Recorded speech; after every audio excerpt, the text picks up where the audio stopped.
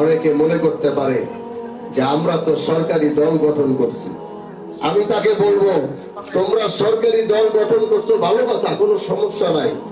সরকারি দল গঠন করছো দেখে কি তোমার সরকার তোমার অন্যায় করতে কইছে? সরকারি দল গঠন হয়েছে বইলা কি জাতীয় সংসদ থেকে তোমাকে চাঁদাবাজি করার পারমিশন দিয়েছে? তোমরা নেতাগিরি করবা এখানে।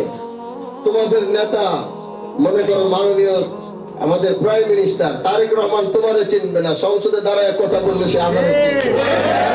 এই জন্য নেতাগিরি যাই করেন খুব সাবধানে করতে হবে, কারণ আমরা ন্যায় এবং ইনসাফের পক্ষের মানুষ।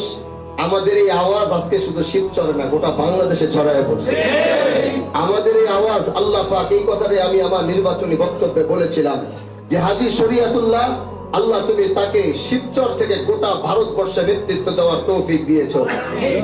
আমি আমার বক্তব্যে বলেছিলাম, পিছনে নোট করবেন, এই কথাগুলো হয়তো রয়ে গেছে।